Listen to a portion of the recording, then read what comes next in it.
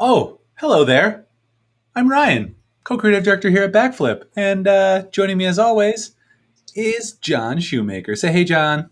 Hey, something something happened to your personality. Did you like that different intro? I was like, just drinking a cup of coffee, and I'm like, oh, hey. Yeah, Here, let me do the other I intro. had a cup of coffee too. Hello and welcome back to another Backflip Happy Hour. I'm Ryan Fring, co-creative director here at Backflip, and joining me as always is John Shoemaker. Say hey, John. Hey, John. See, there we go. We got into it. We're so good at this. We like to start the happy hour off by talking about what we're drinking because that's one of the reasons we do these. To talk to interesting people is the first reason. Also, to day drink is reason number two. What do you got? I was showing my drink, but what do you got? All right, I have the coffee. There's a little bit left in there. Went and found this in the kitchen. Cacti. It's agave spiked seltzer. What does that mean? That means probably there's tequila. The agave sugar. Yeah. I don't know. If it's open, you should taste it. I'm sure it'll taste amazing. Yeah.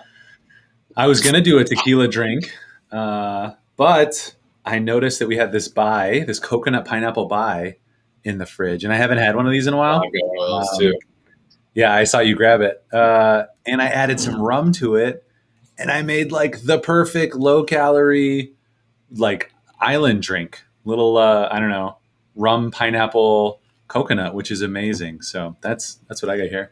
And then, of course, I've got 2 sparkling waters, water, coffee, want to stay hydrated. I have a ridiculous amount of things. But that's not why we're here. We're here to hang out with cool, interesting people. So we're going to go ahead and bring Apache in. Welcome, Apache, to the show. Hi, guys. Hi. Thanks for having me. Yeah, how you doing? I'm good. Pretty good. Can't complain. I mean, I could complain, but what good would that do? Yeah, I mean, we're here for you if you do, but yeah, it makes for good show content, right? Yeah, exactly. No, it's so great to have you on. We've been chatting a little bit before, but we'll just kind of jump back into it like we have been. I did want to read, you have a really cool byline that we have, a little bio that we added.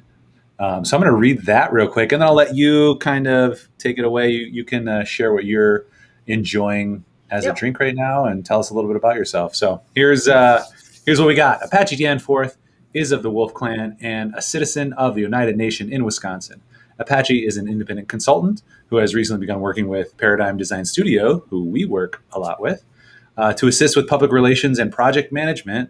Yeah, there's that swag shirt of Wisconsin human trafficking prevention training and campaign. Previously, she was honored to hold the role of Tribal Tourism Development Director for Native American Tourism of Wisconsin, NATOW, where she worked closely with Great Lakes Intertribal Council, the 11 sovereign nations in Native Wisconsin, and tribal leaders. Together, they work to develop, market, and promote Native tourism initiatives in a manner respectful of our culture's values and beliefs. That's pretty good. That sounds like me. Yeah, that's super legit. Yeah, now you got the right person. Yeah, tell us about yourself. Give us the real dish. So in Oneida, my name is Yakowanahastu, and that means she speaks good words. And that was given to me by my grandmother, and she's an interesting story herself that should maybe come up later, but she lived to be 103, so she's got so it's kind of the stock, we come from, so. And like you said, I'm working with Perodigm, and my background is public relations, communications, project management. Just happy to have an opportunity to use my expertise. And I know this is not a great time for everybody. Not everybody was able to,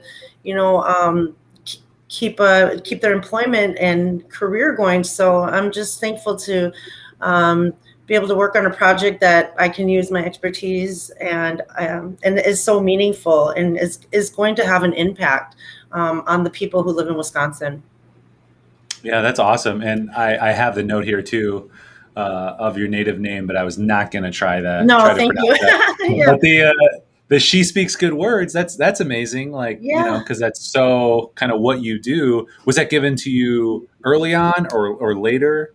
That's an interesting story because and it don't typically happen in our culture, and I don't. It was something more along my mom's kind of wishes for me to transition from being a young girl to a young woman. But my first Oneida name was given to me by Grace Elijah, and we didn't have in our community. We didn't have we call it our fire. And we didn't have that in our community. And basically, that's our ceremonies and all the ceremonies that we Oneidas conduct throughout the year. Well, there are Oneidas also in near London, Ontario, and New York as well, upstate New York. So that's where we migrated from here to the Green Bay area. Oh, sure, yeah. Yeah. So we didn't have our culture and our ways. We had our language, and we were just barely surviving and hanging on to our language. And we connected with the Oneidas in Canada, and they taught us. They began to help us bring those ways back to our community. I'm gonna take a drink. Yeah. Oh yeah. What do you got there? That's super fancy. So this is a iced coffee, and it's a keto iced coffee. So it's high in healthy fats. It's got heavy whipping cream in it, but I use the Starbucks medium blend. I just buy it at the grocery store, and coconut milk, unsweetened coconut milk, and the heavy whipping cream, and then I get a sugar-free flavor syrup, and then of course the whipped cream on top. Low carb. Whipped cream is low carb and low sugar, so you know. So yeah. Nice. No, that's awesome. Yep. I'll take two. Yes, I would. You know what would taste really good is some of that rum in here. Yeah. Oh yeah. A shot of rum. Started off. It's kind of early though, guys, for me. That's why we always wait till 12:01. So are you? I don't actually know where you located. Are you in the Green Bay area right now, or somewhere else? Yeah, that's kind of interesting too, because I live on the Oneida Reservation, but my address is a Green Bay address. So we have overlapping jurisdictions with several municipalities. We're located in two entirely different counties. Right. We have a village and a township within our reservation boundaries, but our reservation boundaries have always remained intact, and that's been something that's been challenged before by people who are not necessarily accepting of Natives, sovereignty and our rights. Oh wow, yeah. So that's been challenged and it went to the Supreme Court level, and that's our boundaries remain intact and have been intact and will remain intact. So one good thing has happened. That's great. Yeah, absolutely. And there's a whole history on that. But where I live probably about a mile from Lambeau Field. So oh my gosh, I take about 3 turns out of my neighborhood, and I can see the Big G up on Lombardy Avenue there. So well, that's awesome. Cool. It is. It's very cool. Yeah.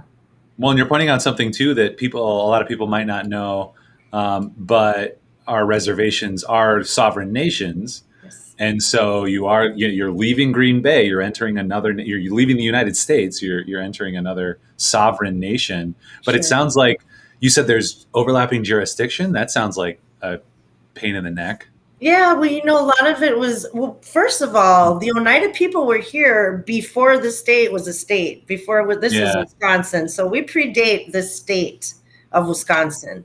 Mm-hmm. And that's, exactly a good example of how we're sovereign. And I'm not an expert, and I'm not an attorney, and I just know a little bit about it, but but I know I'm interested enough about it to try to keep it, keep abreast of it. So we are sovereign, and basically we're a nation within a nation. We have our own constitution or our own bylaws, but that's separate from our sovereignty. Our sovereignty is inherent. We're not given our sovereignty. The United States doesn't give that to us. It's inherent. And that's with all the tribes across the nation. So it's unique. We have a really unique relationship with the federal government as well as the state government. So when you boil it down to local communities, it's, Oneida looks just like any other community. I live in a suburb basically. Mm-hmm. It's tree lined, manicured grass, all that, and then you go more into the reservation, into the like heart of the reservation, I guess you could say, and it's Mm-hmm. rural. It's more rural, a more rural atmosphere out there, which is something that the tribe tries to maintain and keep it, natural, the natural environment and habitats upheld, and a rural atmosphere. So, but a lot of the overlapping jurisdiction issues have to do with land being sold and bought and sold and bought. Okay, yeah. We bought, some of our land we've bought back 3 times already because we've lost it either through not understanding taxation, through not having the resources to develop infrastructure within the reservation. So there's a variety of reasons why we would have lost our land, and a lot of it was purchased by farmers. So it's a lot of farmland, and yeah, I feel like I'm keep talking.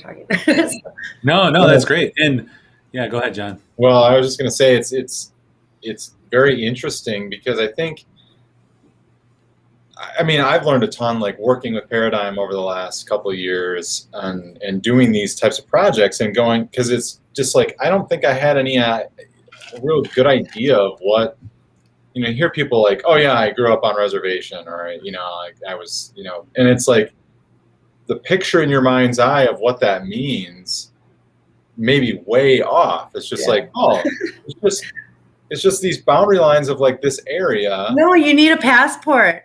Yeah, it's like, or checking and vaccinations.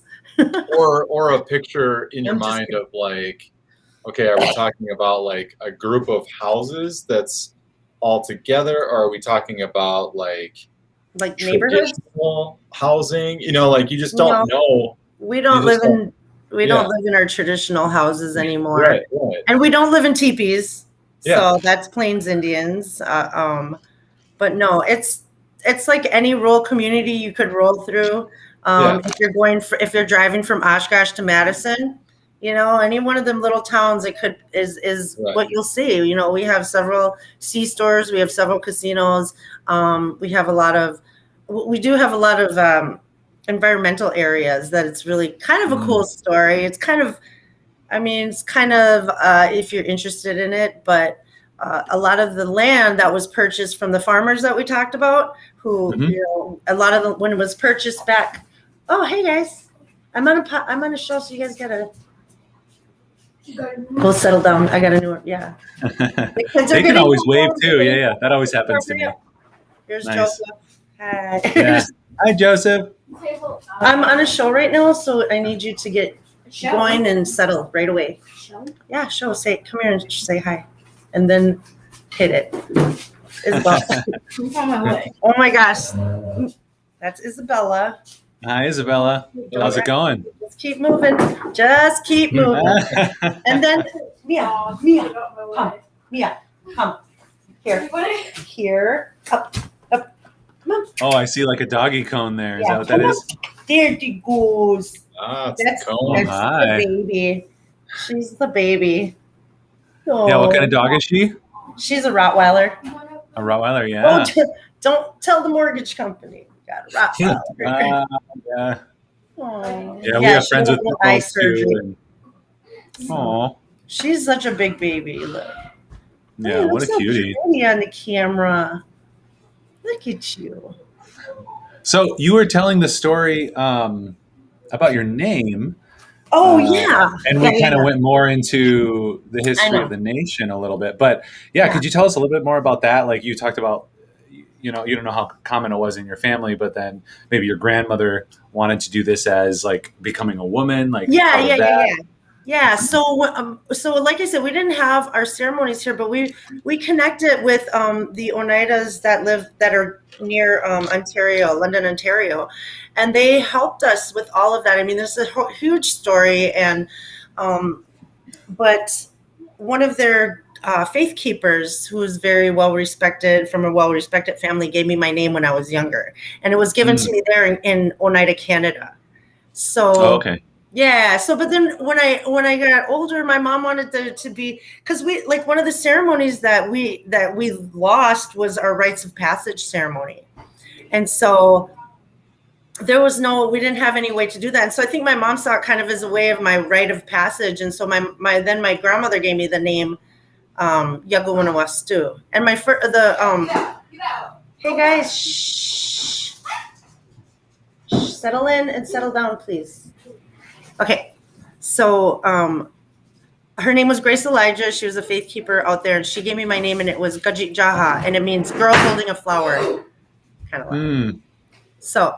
Oh yeah, and don't worry about that. Okay. Like, we've always got kids running around in the background too. They're like gonna settle in pretty soon. We're at home. Just have to, well, I don't have to tell you guys about the kids coming and settling. That's just 2 right now. Yeah, just the chaos of beautiful family life. But I can see them getting their headsets on and their controllers, so they're gonna be real quiet in a minute. Nice, yeah. So let's see. You had that other name when you were in other name given to you when you were in Canada. Yeah. And like I said, that's not typically something that is done. That's when you get a name, you get it, that's your name for life. So, but okay. It's interesting because it also makes me think about how a lot of us, when it really comes down to it, a lot of us don't know much about who we are or where we came from and things like that. A lot of Americans especially are just like, I don't know, my family kind of grew up here or whatever, but it's like, where did you come from? Well, that was kind of the goal. That was the goal, right? The melting pot. There, we're all just Americans. There's no, it was a melting pot. Yeah. But in the process, you're right. I think a lot of identity was lost. And I think that's probably why, the country's the way it is these days. Not to get into too deep of a conversation, but there's a lot of people who don't have an identity and they need something to identify with. And I always felt like being Native American, growing up Native American, like how lucky I was that I had my identity. I didn't have to, look for it somewhere else. And or try to, fit in the here or fit in there. I always knew who I was and where I came from. So. For generations, we have generations charted on our family tree. So this whole idea is something that I'm super interested in, because you're right. Like, the whole idea of this country, a melting pot, we're coming together, and the diversity is one of the things that make us stronger. But also in that diversity are things that are different that should not be forgotten. And it's weird to be, German, Norwegian, Irish. I think those are kind of my main European ethnicities. But then, we have maybe 1 or 2 Norwegian things from my dad's mom. We have some German things from my mom's mom, but not a ton, because they lost a bunch of that from them to their parents. And then when they moved around the country, they got some of that culture and, community from wherever they were. And so they took on other practices as well. So then it kind of becomes, well, that's a little more Iowa and South Dakota. It's not necessarily German or Norwegian or anything. It's just kind of, the Western Midwest, some of those things. And so I've been fascinated of like, okay, well, what's interesting in the past that we could bring back that's special and should be remembered and maintained, as opposed to things that, don't necessarily need to. So I've done a little bit of digging kind of along my dad's side to Norway and found some interesting stuff. And that's always fascinated me, because I know, even like Germans here in Wisconsin, like just very German communities. And I think there's something very special about that. And so I always think about these things. Yeah. Well, I think it's, it's great when somebody can, connect with something, part of them. And I think that's why the whole ancestry, ancestry.com is so popular. People are looking for something to connect to. And it's surprising some of the results that come out of those things too. So, but yeah, but just, the whole topic of identity and knowing who you are and where you came from it's really important. It's an important conversation to have. I also love like the idea of a name meaning more, because I think a lot of people, maybe in our generation, maybe in the generation surrounding it, it's just like, why are you named what you are? It's like, I don't know, somebody liked it or whatever. Like, it was popular in the 90s. Yeah, I love the idea of like names meaning something, like, well, it's because of this, because we were thinking about this, or these things were happening at the time, or whatever. Like, there's like a more of a marker, of why that name has been given. Yeah. Yeah. Do your kids have Oneida names yet? Oh, or is yeah. that something like becoming okay. Oh yeah. Oops. No, and that's really interesting because that you say, is that something becoming more, common, but when I was growing up, it wasn't as common. However, that as we started learning more about our ways and bringing our ceremonies back, into our community, and in essence, building our fire, we started, you started seeing more and more families, just giving the Oneida names only. So, just all my kids all have Oneida names, but they also have, my oldest daughter has just an Oneida name, and then the rest of them have English names and then an Oneida name separate. But there's a lot of families that do just go with the Oneida name, as on the birth certificate and everything.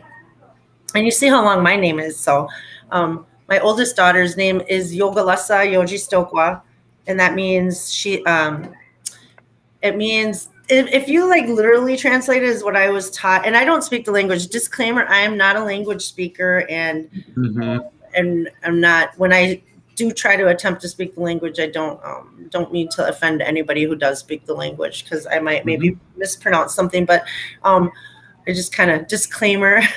But yeah, then this is a safe space. Yeah. Well, my next daughter, her name is Yeli Wasauha, and that means she finishes important matters. And then Isabella is, I don't say it all the time, Ganadiosta, and it means she takes care of the garden. And then my son is Lanesta Halha, and that means he hangs the corn. So a lot of the names do have to do with like the natural elements, but not necessarily like the sun, the moon, and the stars, but more like duties and responsibilities, and the time of the year that, hey, Wheela's outside across the street. Oh my gosh. My little dog run over there, and she goes number 2 on the neighbor's yard, and the neighbor gets mad. But they're like, she's a little dog, so, but they don't like that. Somebody needs to get Wheela. Awesome. Yeah. So those are some of my kids' names and meanings. So.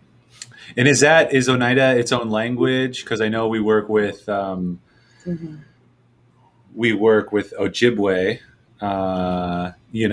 and let's see, who's all up north, like Fond du Lac, and well, that's all Minnesota. The tribes up north and west. Yeah.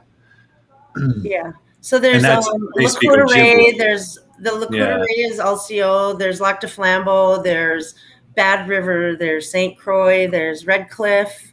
There's Mo Lake. Those are all 6 Ojibwe tribes. In the state of Wisconsin, there's 11 tribes. 6 of them are Ojibwe. And then there's Menominee, Ho-Chunk, Oneida. And is Oneida its own language then? Yep, or Oneida have its own language? Yep. Oh, okay. Yep. Yeah. We all have, because those names. Ojibwe is obviously they're the same, and there might be different dialects, but every tribe has a different language. They might share dialects. The Mohawk language is a language that's real close to ours. close to the Oneida language. So, Yeah. but yeah. Yeah, because just listening to those names, it sounds like different. Like some of the sound, the vowel sounds, the consonant sounds sound a little different than Ojibwe, which kind of has a little bit more ashka, shkna, shkna, kind of like SSHs and ka, and I don't know, more chewy. I'm trying to think of a better way to. I don't. It just sounds very different, which is super interesting. Yeah, I wouldn't even attempt. I can just be polite in Ojibwe and say "boozhoo" and just greet somebody. Boozhoo, yeah. That's about it. And like boozhoo, megwich, yeah. I have greetings. But I will Waswagani. I learned how to say Waswagani, and that's the in Lac du Flambeau, which is near Minocqua. They actually just opened their bowls. They have Tuesday powwows.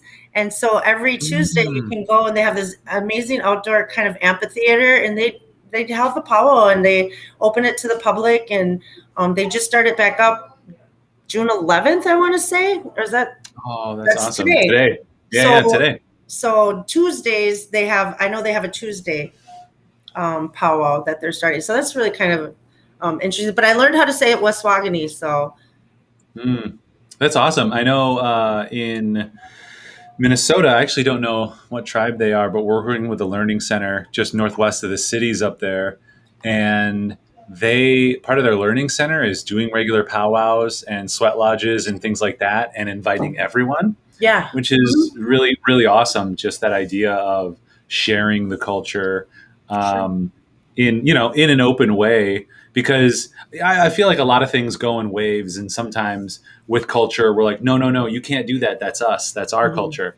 But then it kind of swings back, and we're like, yeah, it is our culture, but we want to share it because it's so beautiful, and you'll be better off by having experienced it. So I hope, because we're going to go do some work up there filming that stuff, I hope we can be a part of some of those experiences, because we're going to learn so much. Yeah. So that's what you're doing with the learning center then, is you're doing filming?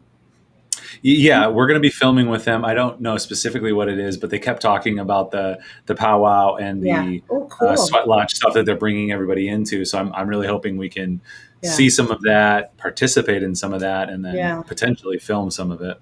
I'd be surprised if they let you film a sweat lodge. I'd be really surprised, but I'm sure that they would, probably open it up for you. But some of the stuff is very, very guarded. But again, there's a lot of stuff that's for everybody that, it's social. The powwows are social. And my previous job with NATOW, I would set up our booth and we'd go all over the place and market native Wisconsin. So the 11 tribes and all of their tourism assets, but all of their, their destinations, places that are of their powwows or events.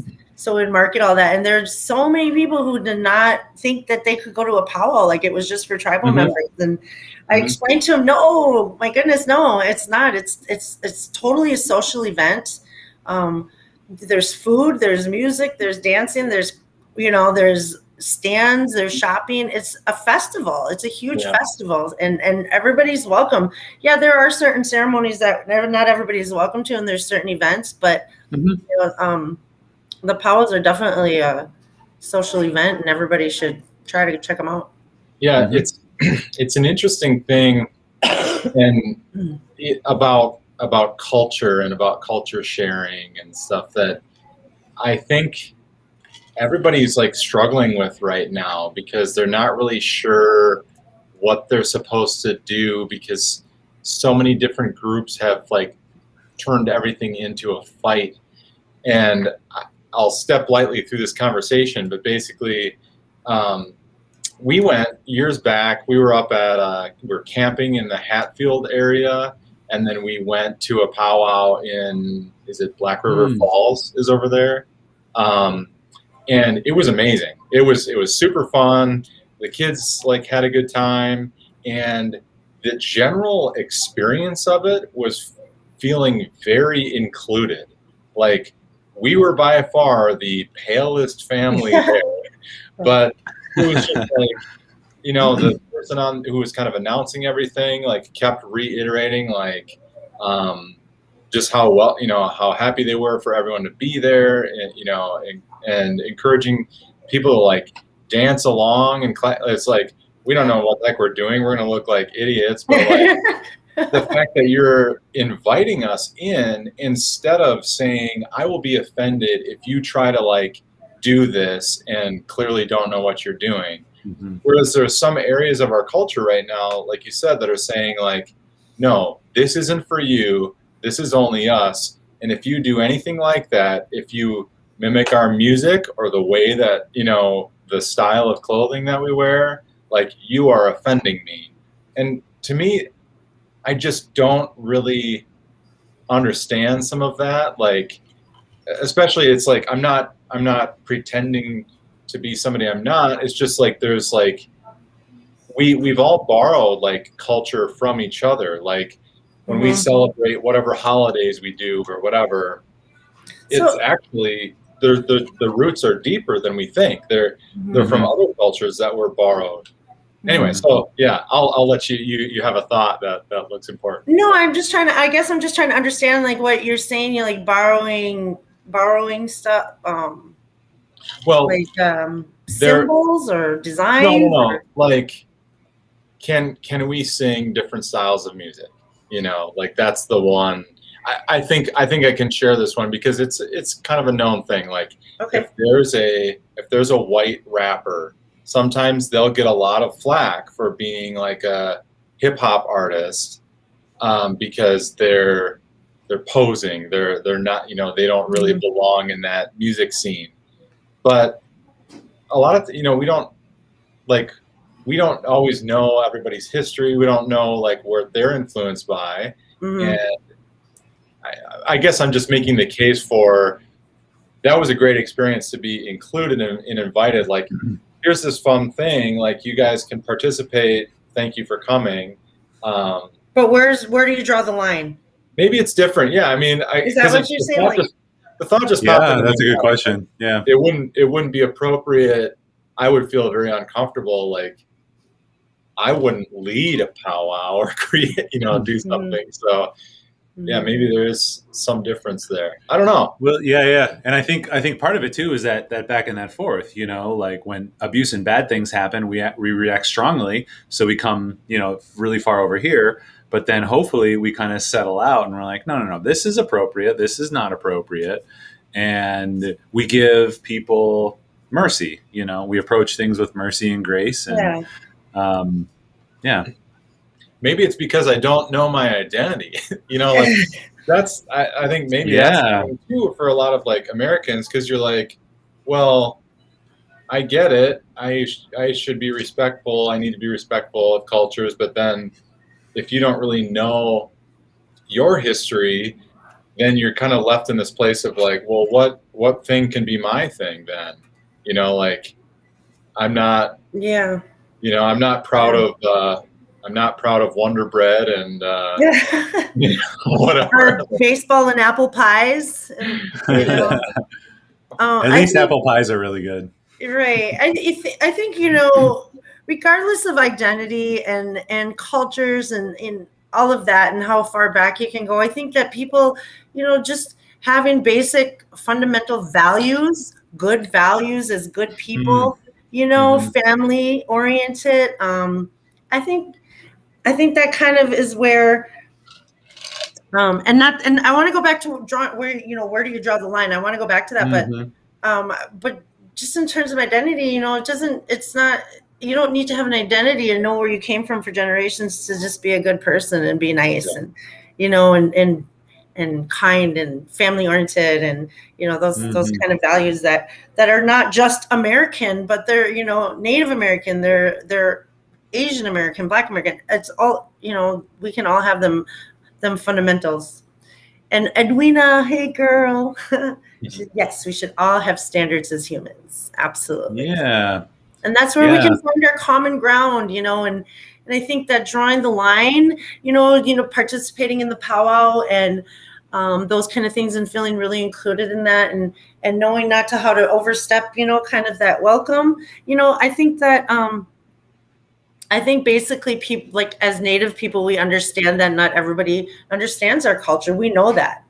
We know that everybody understands it. And you're going to get different reactions, I think, from different people. I think some people might be, like, hey, don't do that. But I think there's a lot of other people who will, because of our values and the way, that we conduct ourselves, that will come to you from a peaceful place and in an educating place, in a place where, we want you to understand this is why, not just you can't do it. Yeah. And it's going to be too loud. Can you wait? Well, and I was going to say that common ground is an interesting term, and Edwina, I agree with you. We should have standards that I think there's more commonality to the values that we should have and hold. There's more common ground than people think. And this starts to get into slippery slope territory as well, because there's a lot of people that will try to go the route of just like, well, whatever's good for you. It's like, well, that doesn't actually work a lot, on a society level, because if everybody's just doing whatever they want to do, then we're not finding that common. Right. It'd be uncommon. Yeah. We're not finding those shared values where, like you said, like it's important to value family and community. And so if somebody's trying to go with like, well, whatever's good for me is to not value family and not value community, it's like, okay, you're not. Yeah. Well, and that, what is that? Mercy, grace, there's lots of words for it. Just affording somebody the respect and dignity that they deserve as a person is so important, regardless of where they came from, what they believe. We might believe two totally different things or opposing things, but you deserve dignity and respect.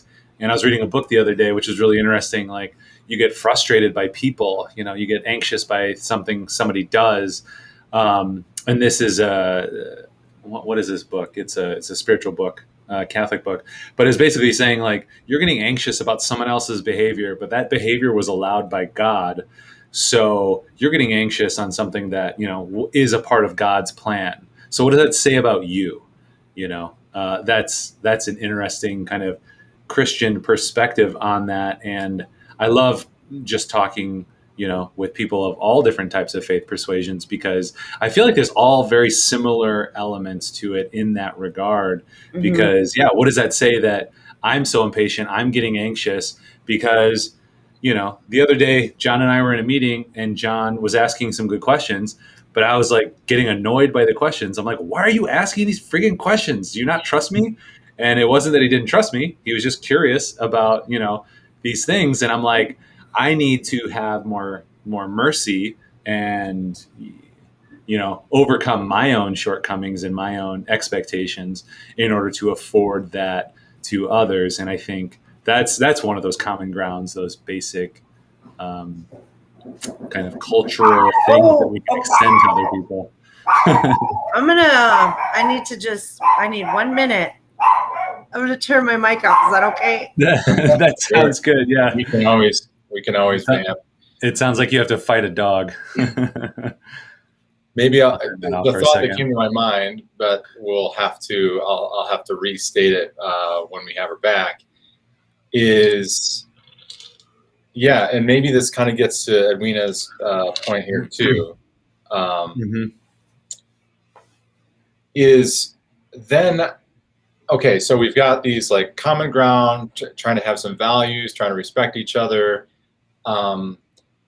It seems that the drama of a lot of the work that we've been doing and telling people's stories is, what do you do now, today, when injustices have been done in the past by other people who were not you?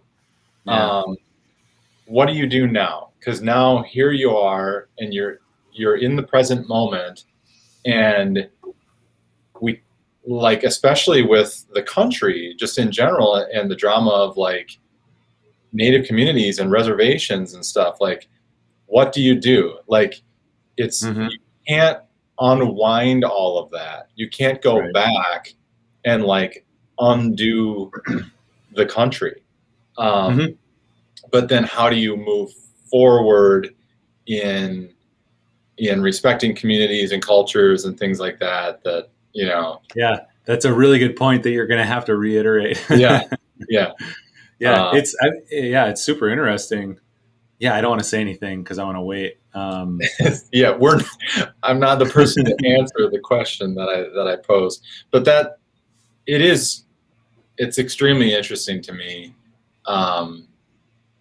to look at that point, because there's so many different areas. I mean, we could take it instead of a macro level, we could take it down to a micro level and say, well, how does it work? Here we go.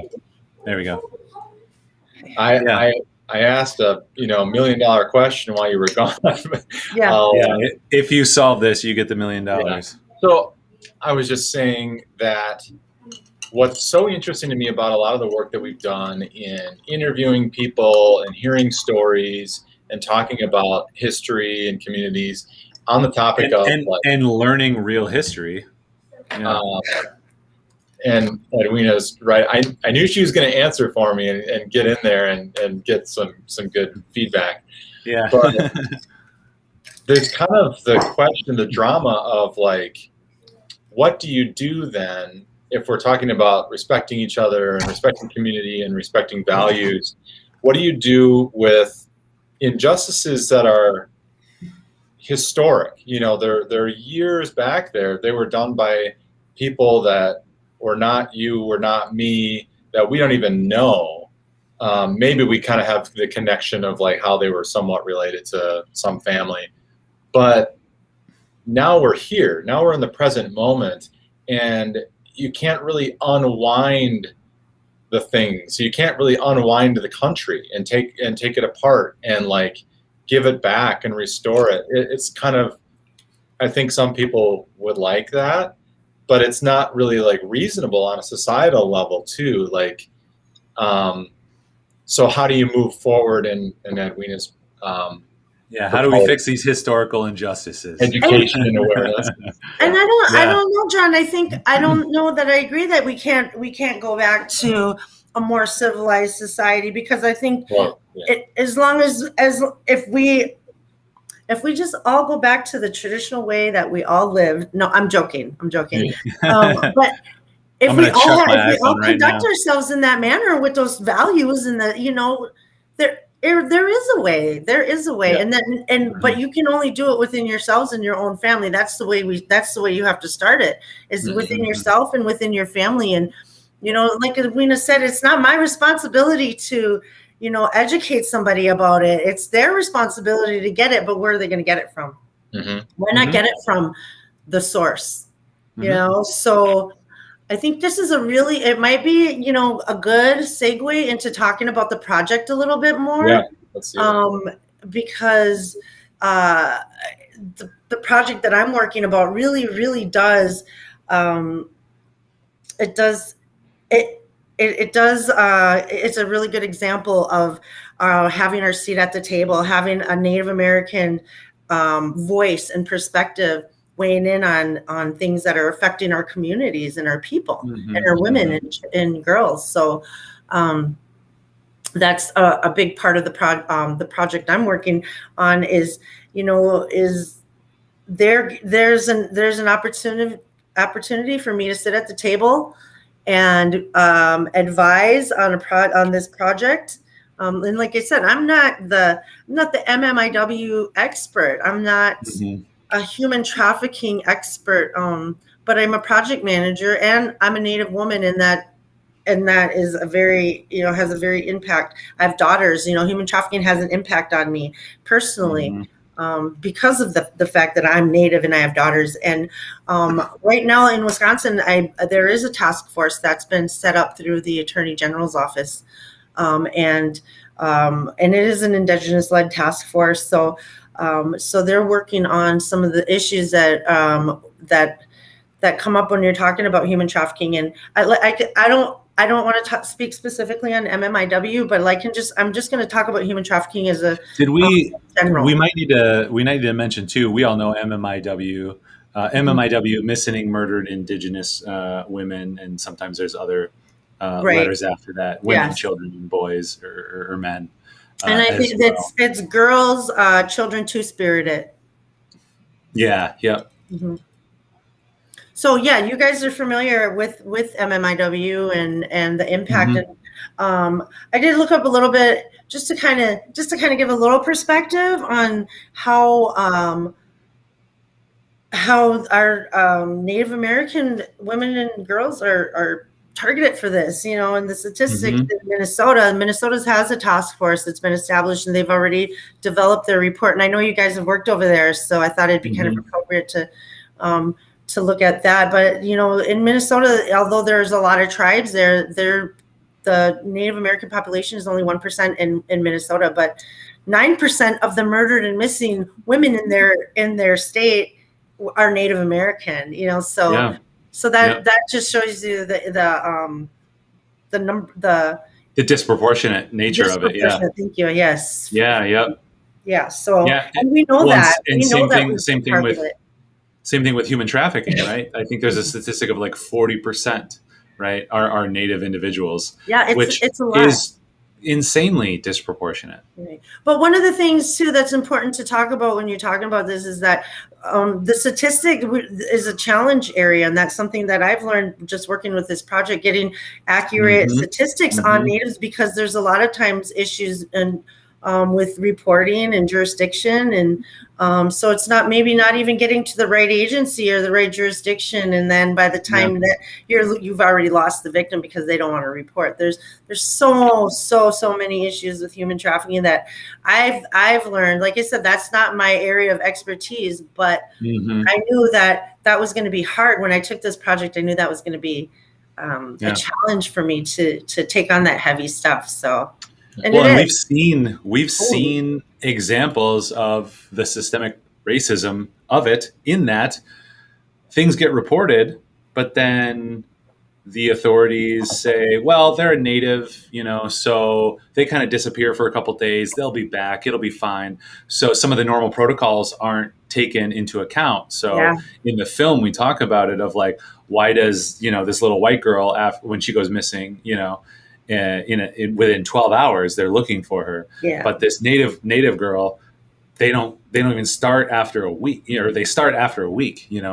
They were notified 2 days after she was gone, but they're like, they disappear, and like that's like, that is just a inappropriate racism that is something that exists. And it was definitely enlightening to actually see that and hear those stories, because you kind of hear that in the news, but you don't think about it. And then you hear and you see some examples and you're like, oh, okay. And I guess you could argue about the idea of systemic in the sense of like, is that a rule that if it's a Native girl, you don't do it? It's not a rule, but it's how people behave. Perception. It's a behavior. Yeah. Yeah. And I've heard stories like from women who have actually been abducted and are attempted abduction, and it wasn't always, the reporting part of it was a challenge for her, and because nothing actually happened, there's nothing to report, yet they know who tried to do it, they have his license plate number, but there's nothing to report. So I think that's one of the challenges that, and when you're talking about human trafficking, that's happening. So the project that we're working on is we're providing a training. We're providing a training video for a large controversial company, and their workers, and who will be converging on northern Wisconsin to work on a large project. So we know that, not that the industry has full ownership of it, but we know that this industry is directly related to human trafficking. So I can see that they are trying to be proactive in providing this training and going right into the state and getting people using the resources within the state of Wisconsin who are working on this and who have been working on human trafficking issues in that part of the state, and getting them to the table and saying, hey, what do we need to tell our employees? What should we tell them? Because we don't want this happening. We don't want any cases happening while we're here. We want. It's good. It's great that you're getting at the source, because we know the statistics tell us that, like, anytime there's a large group of, like, I forget the terms that people use, but workers, part-time workers that are in town for a part-time, or they always talk about the Super Bowl, like big events that show up in an area that are just bring a lot of people. The people that are actually doing the trafficking, they're targeting those types of areas. So getting at the source of it is like a good way to tackle it. But it's not. It's still not easy. And being proactive about it and letting them know, hey, we are on task about this, and so are the people in this area. They are aware that this is, that this project is happening, and they're, so part of the program that we're Perodigm. I'm working with Perodigm, and part of the program we're developing is that training piece. And we, it's going to reach about 700 of these employees. And that's, to me, 700, that's a big impact. What they do with it after that, that's, we don't have no control over that. However, they had to hear it, and they had to go through it, and they had to know. And, I think we want to kind of remind them that, these girls, they're somebody's daughter, they're somebody's, sister. They're human beings. These are humans. They're not objects. And I just think kind of playing to, that emotion in people, and that empathy, and that value, and common value that people should have, is going to be a good part of the training and the video, because it's a training video followed up with some curriculum. But then there'll also be, as they did like they did with Your Call, MN, there's that ongoing marketing awareness piece with the project. So there's the training, and then the outward marketing piece to it. So it's going to have an impact. And maybe you guys can talk a little bit about the Minnesota, what you guys did in Minnesota. Yeah. So there's been a lot of work that we're doing in Minnesota.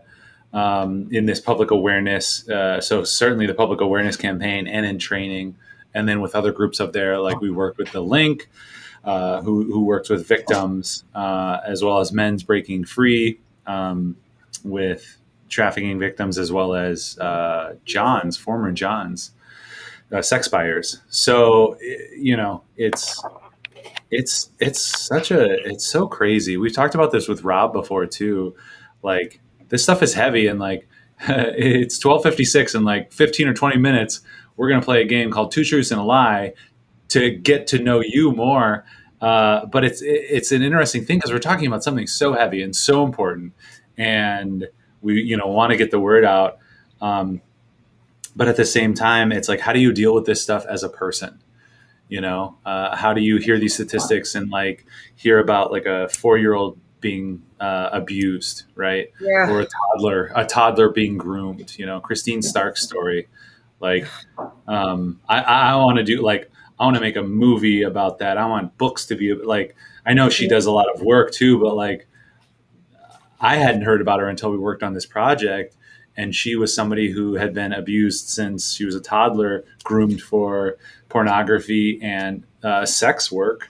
And she got out of it when she was like 18. She was able to go away, go to school, and she's still dealing with that. And like, anyone who hears that will feel that. Like, I'm getting like, oh my gosh, I can't believe it. And she's an amazing author. She's an amazing writer. I mean, I haven't read And her she's entire sharing book. and she's Yes. writing. Yeah. All these. It's like fiction. I'm trying to think, Yeah.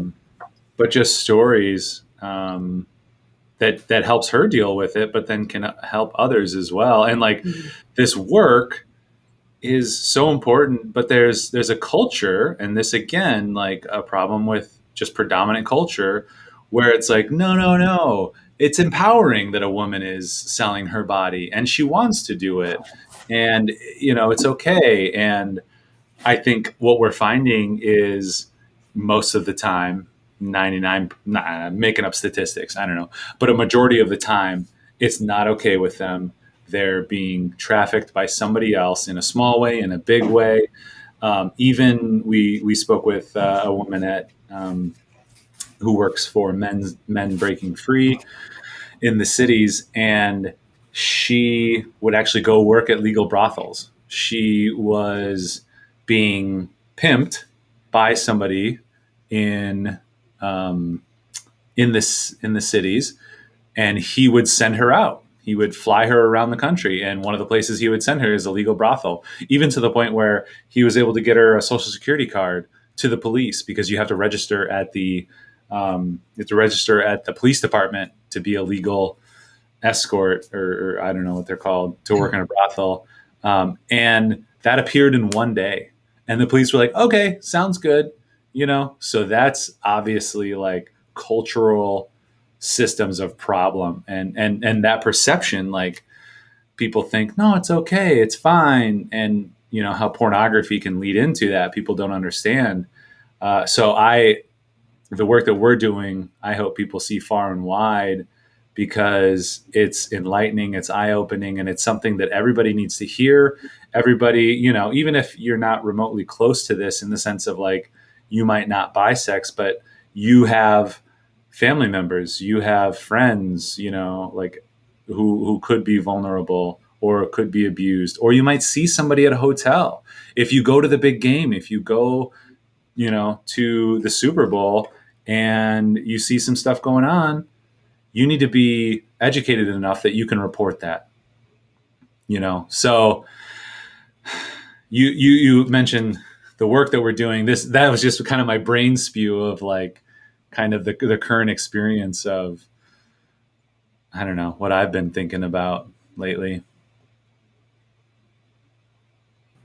We I might think, have lost. Oh, there you are. Yeah. yeah, I was muted because there's a lot of stuff going on, but definitely a lot of bystander, syndrome going on. Mm-hmm. And, that's something I was just talking about with my girlfriend and saying, and it's kind of that's not, a human trafficking example at all, but we went to a local lake, and these kids had taken one of the picnic tables and threw it in, put it in the lake, and they were playing on it and jumping off it. And when we got there, and there was a couple other adults, who were there, and then we set up, we just kind of ignored them. But then they went and they grabbed some rocks that were in this creek, and they brought these big rocks, these big concrete rocks. They're going to throw them in. And I stopped them. I said, hey guys, are those supposed to go in there? Like, are you supposed to put those in there? Because if you're not, then you probably should just go put them back. And they're like, well, no, we're just going to wash them off. I was like, I think you probably should go put them back. And then I was like, and that picnic table shouldn't be in there either. I was like, you need to put that back too. But I'm thinking about my kid's going to go in there and cut his foot on, this big rock that they're putting in there because it doesn't belong in there. But if I don't say anything, they're just going to do it. And so that's what I was kind of thinking, like the bystander, syndrome is, we got to start speaking up, and it's about people's safety. It's not about me being comfortable or being uncomfortable yelling at somebody else's kid, even though I didn't try to yell at them. It's not about my comfort or my anxiety. It's about somebody's safety in the long run. At the end of the day, you're doing something, you're helping somebody. And I've done it too. And we put together an advisory group of law enforcement advocates. It's an Indigenous-led group to help us advise us on this project. So so one of the things that we're hearing is, and even one of the law enforcement, people that are on our group, she goes, I seen it when I was on a call. I seen it, but because we weren't trained and we didn't have a really good grasp of human trafficking and all that, what that entailed. She said, I let it go, and I regret that to this day, because I could have done something. And that's that's an officer, so imagine just being a citizen, and do you have an opportunity to save somebody, and what are you going to do? But if you don't know what it is, then that's what this, if you don't know what it is, how can you report it? How can you help? And that's why this Your Call Minnesota is so important, because it has those elements of what should I do? Who should I call? And that's why this project is going to be incredibly important to Wisconsin, because it's going to not only educate the company and their employees, but it's also going to be a resource for the communities and people to tap into, to know where to go and know what to do, and know who's working on these, who's there to help. Yeah. Well, and it's so important too, because we see these things and we're like, oh wow, that's crazy. In Minnesota, that's not here. Yeah. Or you see something national and you're like, yeah, Vegas is messed up, or New York is messed up. But what it does, doing something here is like, yeah, this is happening in Madison. Here's a story from Madison. This is Milwaukee. This is Green Bay. Like, here's some stories to let you know that it's in your backyard. And that's part of the messaging of the film that we created, is like your daughter, your sister, your brother, your kid, whatever. It's like, no, this is personal, because we are, the human family. And so you might not know somebody specifically, but this is your people in your community, and it's happening, and you can help stop it. And you need to, you got to step up. Right. We have to step out of that, status quo type of attitude. I don't even know if that's the right thing to say, but we all kind of just mind our own business, and as long as it's not affecting me, I'm all good, so and as long as I'm doing my part. But things like this, these are, you guys have kids, that's your daughter. What if that was your daughter? And I know people who do have personal experiences in that area, and it's not easy. It's hard. It's a hard thing, and it just to deal with. So how do we? That's what I'm saying. This project is just going to help people identify and know what to do, and empower them, to do it. Oh my gosh, yeah. Well, and like, I know a story of a friend whose kid's in college, and his daughter's friend disappeared for a week, and they were partying, and then all of a sudden she disappears, and then she comes back, and it was essentially, being groomed to be in, not the conventional, you think of like sex trafficking, like kids in cages or people in cages, but like, it's more savvy, it's more sophisticated. Yeah. Hey, you want to go party? Go party. Yep. But give that, go hang out with those people and have a good time, right? Like this person disappeared for a week, and you're like, oh my gosh, like at a major college, like this is happening, and it's happening to us. It's happening to our friends and our family. And it's happening online. It's a lot of it is happening online, and who's all online, Right. And that's one thing I was trying to like, it's not, it's not always your typical abduction where you're grabbed off the street. It's like you said, it's the grooming, it's the, let's party, it's the enticement of it, and then, oh, you know what, you owe me something now, and unfortunately, I think it goes back to identity again, and values, and it. And I can't. You know what? I don't want to speak on that, because I've never. I don't want to judge or assume anything, of anybody in those situations, because then you don't know how you're going to react. But you would just hope that your own daughter or your own niece or would know how to handle themselves in that situation. Yeah. And again, that goes back to education and awareness. Yeah. And it is important, like, the values are important. And I think apart from the specific issues, the higher level problems that are falling down is like just breaking down of values and saying like, well, nothing matters. You just do whatever you want. You know, if it's good for you, it's good for, it's like, no, that's not true. Like not hurting anybody. So like parents need to teach their children that they have value and that they don't need to give somebody else something to then equate to value. Like that stuff is important.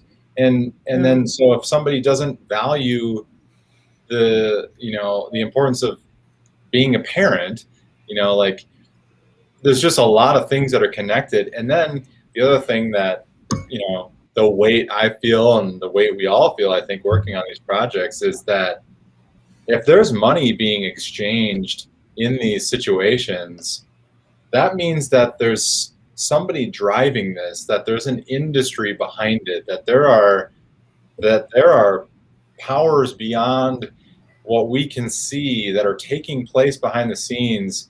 Ryan's, you know, example that we heard in the last project of somebody ending up with a social security card so that they could get the legal status of working at this like legal brothel. It's like, how did you get a social security card? Like, what kind of connections are happening behind the scenes? So then you just kind of feel like, wow, it's a huge thing. And so it can feel overwhelming, but just taking one step, you know, trying to, you know, you mentioned 700 people are going to see it on the staff from this one project. On one hand, it's like, well, 700 isn't, you know, the number of instances that there are in the country. But on the other hand, it's like, well, that's 700. And if we can stop one instance, like that's an important thing, you know, like we can stop 2 different instances of something happening. Yeah. And the only way that they're going to do that is if they're monitoring each other, if they're holding each other accountable, you know. And I know see something, say something, and it has to do with terrorism, but human trafficking is a huge industry, just like you said, John.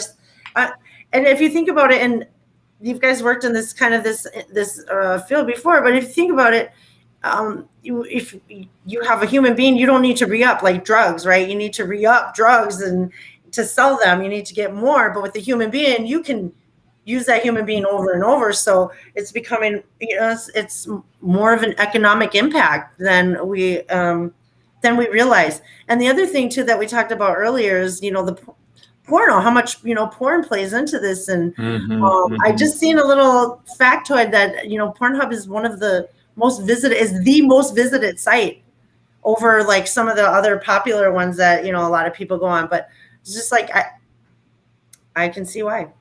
I can believe it. It's like the number 1 or number 2 search engine, like just total, like even above Google, like it's insane. And you mentioned the dangers of online, and like, I streamed some other stuff, like I streamed some games and I streamed some fitness stuff, and twice on some of the fitness stuff, I've had people jump in and then say really inappropriate things, but that's like twice over like 20 times. And I saw a piece, I forget who did it, but basically they posed as like a 13-year-old on Instagram. And within an hour of that fake 13-year-old posting some photos of herself, there was like, you know, hey, send me some pics, and like, here's some pics of me, and like just ridiculous interactions. So like a social experiment. That's a whole new thing.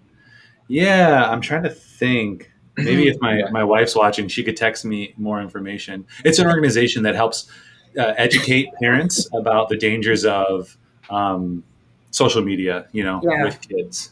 Yeah, absolutely. Yeah, solving the difficult problems here on our happy hour. Well, and it's heavy stuff, but it gets back to that point of like, what we're attempting to do with these projects is do the work version of not just looking the other way and being like, oh, that's because it's like sometimes you're working on a project and you're just like, oh my gosh, I don't know if I want to like hear all this, you know, but then at the same time you're like, but no, it's important. It's important to like not step away from it and disengage and just like go do the easy stuff, because that's how the problem exists and why it's continuing. Mm-hmm. Yeah. Yeah, I'm curious, Apache, kind of your previous work, more culturally related. What was it like kind of getting involved in this project, especially the human trafficking aspects of it? Was it similar to kind of the projects you've worked on before, or was it drastically different? I would say it is different. It is drastically different. I have developed curriculums before and things like that of that nature, and have worked on many projects with that involve strategic planning. So in terms of my previous job, yeah, definitely strategic planning was a huge part of that, and that's kind of what I use to drive this project as well, making sure that we have that solid strategic plan. And that we're following it, and there's phases and some kind of gauge to gauge our success. So Mm-hmm. in terms of the human trafficking part of it, definitely a lot heavier, than projects I've worked on before. I worked on a large event that was developed, and was kind of a brainchild that came out of Wisconsin Public Television. And they did a bunch of interviews with veterans and Vietnam veterans specifically. And through those interviews, realizing that they did not get the welcome home that everybody else got from the war because of the controversy of the Vietnam War. So they wanted to have a landing zone for them. Like in the field or in battle, the landing zone is, you're going to go home. You got to get to the landing zone because that's going to get you the chopper out of here and you're going to go home. Oh, okay. Yeah. So they had this huge event at Lambeau Field, LZ Lambeau, at Landing Zone Lambeau. Oh, okay.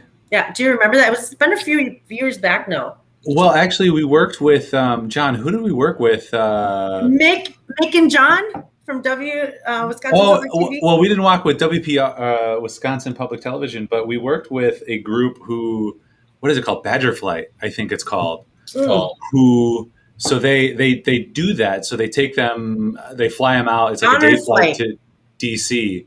Honor flight. Honor flight. Yeah. So they take them out to DC, and like especially the Vietnam vets. Yeah. And then when they come home, there's a line clapping for them, and giving them the welcome that they deserved and never got. Yeah. So I guess when you're talking about the projects that are meaningful, that's another project that was very meaningful to me that I've worked on. Working with the veterans, I worked with veterans and singers from all over the state, and because each tribe has a color guard, so each tribe sent a color guard for LZ Lambeau, and then they all sent a drum as well. So they all had the big drum, the big powwow drum, I guess you'd be more familiar with, that they use at the powwows.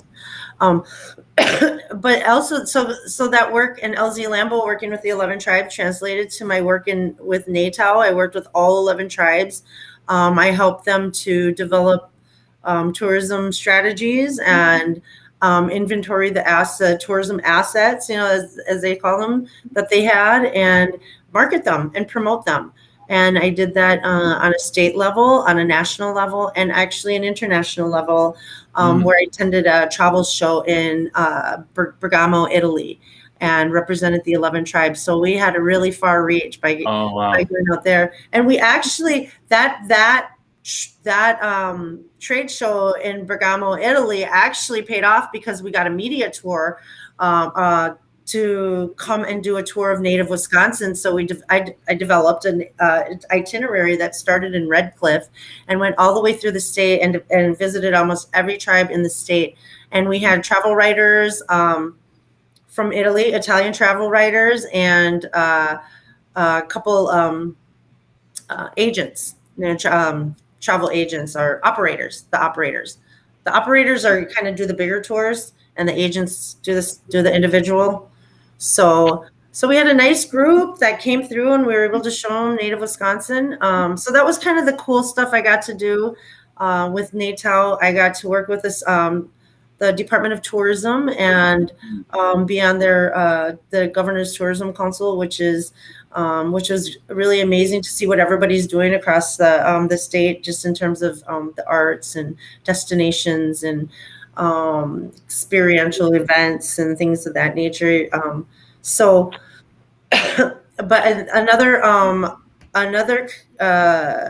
governor's committee that I was able to sit on, and I'm actually still a part of, is the Diversity, Equity, Inclusion, and Accessibility Committee. So, which is really meaningful work as well. I get to work with people from across the state and who are working on, providing opportunities and for everybody, and not just people of color, but people who are disabled or, that accessibility part as well. Mm-hmm. So it's really meaningful work that I get to do, and I don't know. I feel like I'm babbling again. No, that's why we came here, to hang out and just hear you share your story and just kind of, I don't know, engage, right? Because that's what's important. It kind of gets back to Edwina's kind of comment about, like, have discussions, be an ally. Like, let's, aside from being an ally with a particular cause, let's be an ally with each other. Yeah. Don't be a bystander. Yeah. Don't be a bystander. Say something. See something. Ask the question, and that goes back to John's, like, where do you draw the line? Just ask.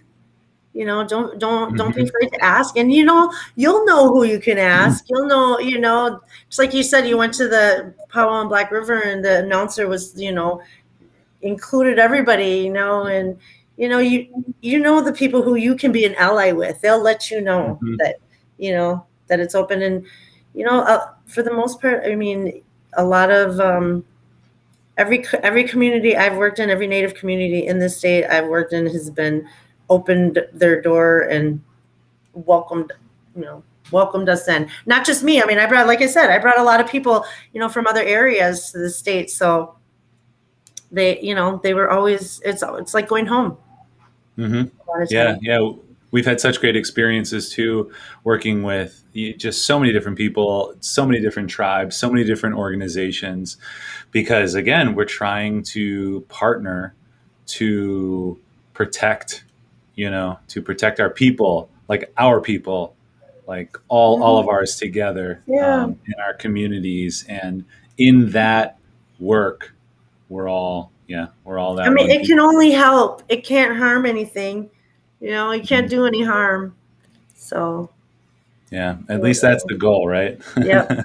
Yeah, and I appreciate Edwina weighing in like that, because sometimes I do forget. It's not my job to educate. I mean, I know on this show, of course, I want to come and share, but it's not always our job to do that. And as long as it's like she said, reciprocate it, and you do take that and have that similar conversation with somebody else or somebody in your peer group or your network, and that's how we're going to start bridging that gap. And I like that this conversation really has that underlying tone of inclusion and building common ground. And one of the things, to just real quickly too, one of the things I had to kind of contest with is taking on this project is who the larger controversial company, and is that going to impact me? As how does that impact me and my values? Am I going against not being true to myself and my values if I go work for this company when I'm supposed to be this,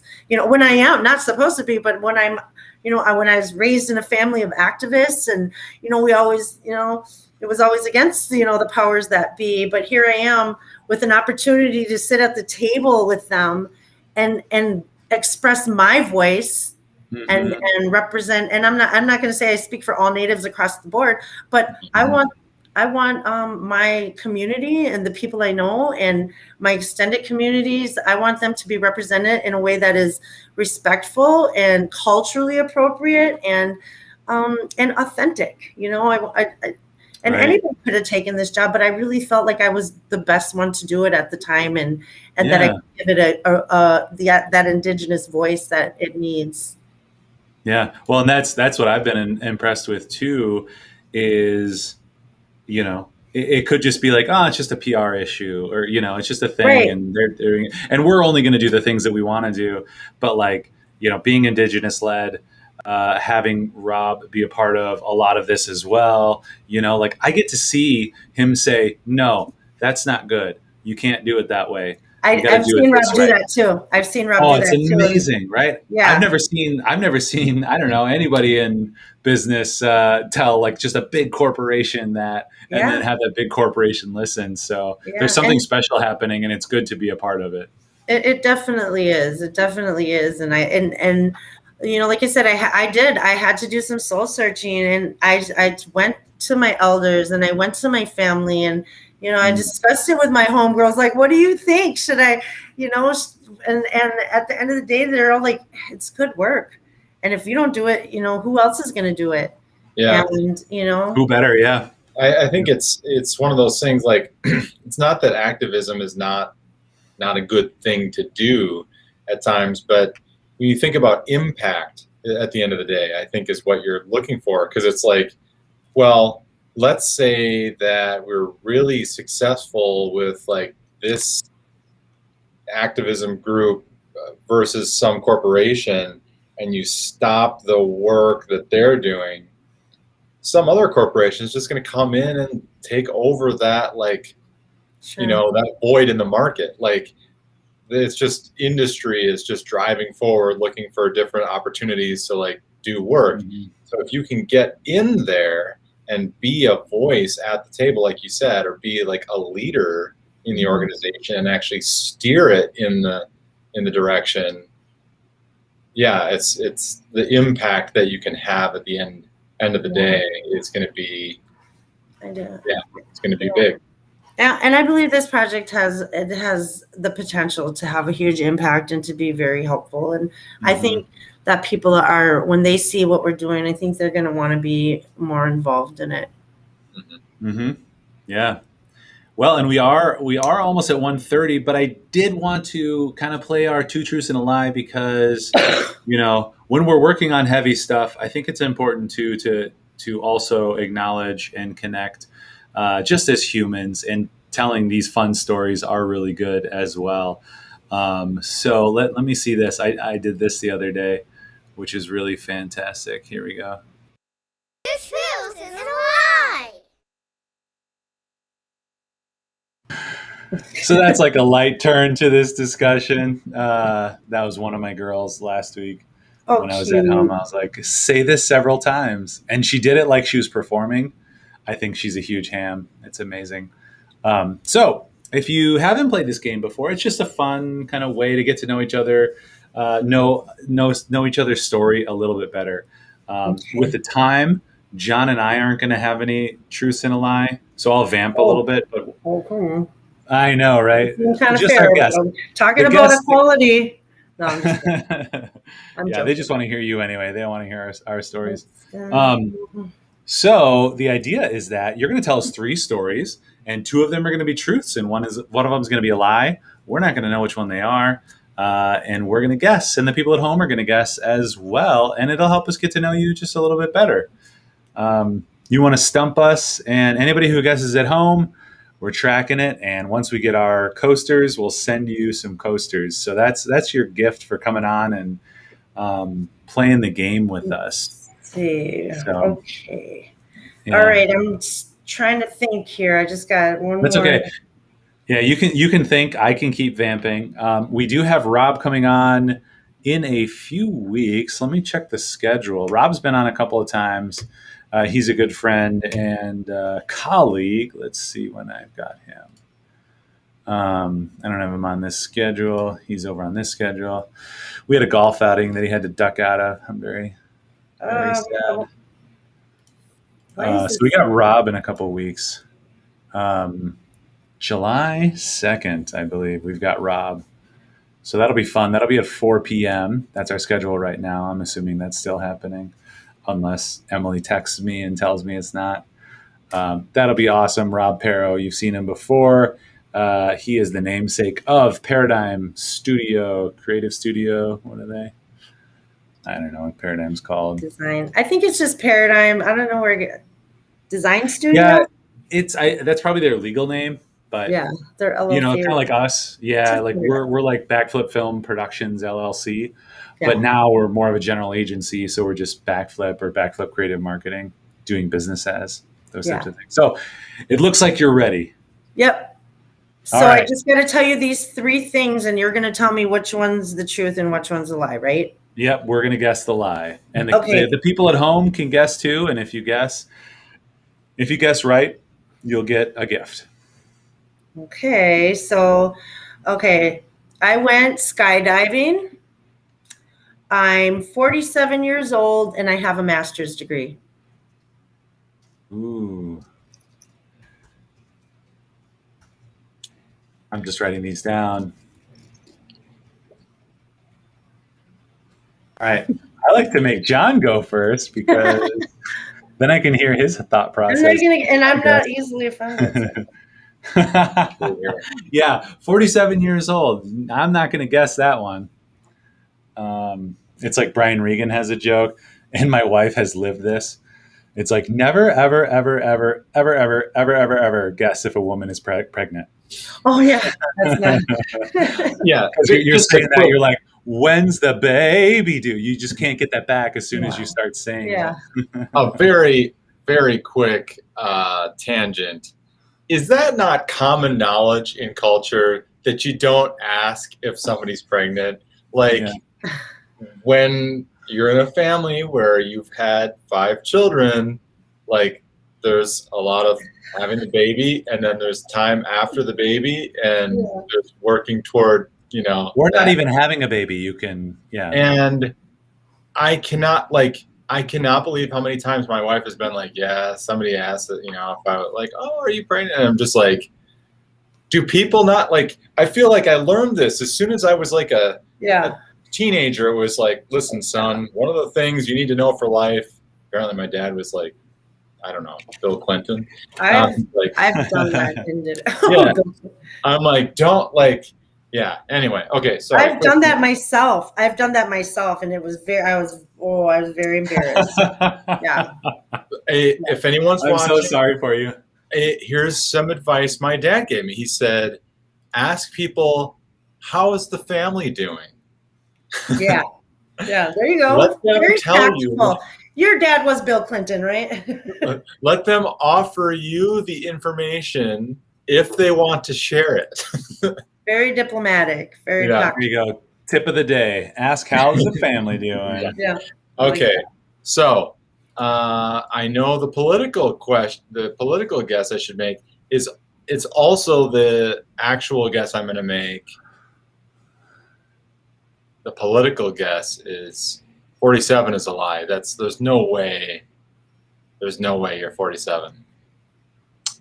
You're much younger than that. Let's see. So I also, I want skydiving, and I feel like you have a master's degree. That checks out in my random thought process. And I like to think you've gone skydiving because I would like to go skydiving. Mm-hmm. So I'm going to say you're definitely not 47 years old in a good way.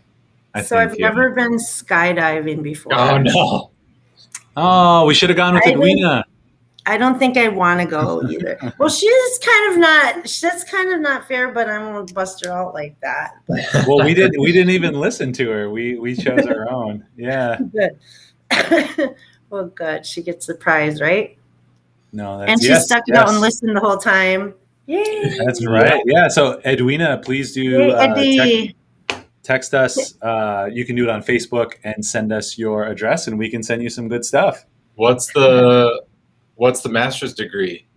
Public relations from Kent State. Yeah. And I don't think, just to bring it full circle, I don't know that we got back to when it happened, but when did you get your name from your grandma?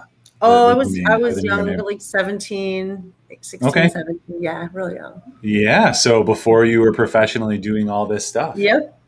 That's Yep. amazing. That's Yeah. cool. I know. I think so. I think about that too. I think that's really cool. Yeah. Like, did it set you on a path to this, or was that something that, they could just see in you? I don't know. Could be. I have no Yeah. clue. That's awesome. Either way, it works for me. I'm glad. I'm Also, happy. Edwina also didn't know you had a master's degree, so that's fun. Really, girl? Um, yeah, so that's our show for today. Is there anything we can promote for you? Yes. Well, Yeah. that's interesting that you asked because my partner and I just started a carpet cleaning business. Oh, okay. And we're located or run out of Green Bay. So I don't know if this is backwards. Bright Star Cleaners LLC. Shameless You got a plug. website? Yep. It's Bright Star Cleaners There it GB.com. is. Here we go. I got you. Ready for this? Boom. Yes. There we So go. plug for the company. We've been just started up in April and kind of manifested this company while we were in the pandemic and pulled the trigger on it and launched in April, and it's been pretty good, pretty steady. So Awesome. Oh, that's awesome. Continue. Yeah, you're a woman of many, many talents there. Yes. Well, awesome. I have a partner. I'm only part of this half of the business, so he does the hard work. That's how I want to do it. I want to do Right? the thinking, and then someone else can do the hard work. Yeah, I get awesome. to do like the website and the Facebook and the fun stuff. So Nice. Yeah, the public relations. That's great. Yeah. I do go on jobs. Right? I do go on. I have gone on a couple of jobs. He says I need to go on more, but I have gone on a couple jobs, and it is definitely. You just tell him he needs to work harder. Yeah. Oh, that's awesome. Yeah, so like I said, we got Rob coming up in 2 weeks, I believe it is. Cool. Next week we might do a hostable, we haven't done one of those in a while, where we hang out and talk about things that are going on with us. So tune in for that. Thank you, Apache, so much for coming on. And I know you mentioned in the beginning, just not knowing kind of what's going on. You were nervous, but like this has been such an awesome conversation. Yeah. And I can't wait till we do the next one because now we start with this rapport that we have, which is awesome. Okay. Yeah, and maybe it'll be later. Can we do you ever go later? Do we do like actual happy hours? Well, we are thinking of moving it later for that sake, it was kind of easy to do at noon on a Friday, but like there's no reason we can't do it like on a 4 o'clock or something. So yeah, we'll definitely schedule you for a later one. Thank you. Awesome. All right, John, do you got anything else for me? You just got to educate yourself, provide awareness and have discussions. Yeah. It's simple. It might not be easy, but it's simple. Maybe that wasn't my idea. Look what I found right down below. That's awesome. Thank you for tuning in. Thank you, Edwina. And that's our show for today. Thanks everybody for watching. Check letsbackflip.com/podcast. All this is going to be in our podcast from now on. So thanks for tuning in. We'll see you next time. Bye. Bye. I wave like a human being.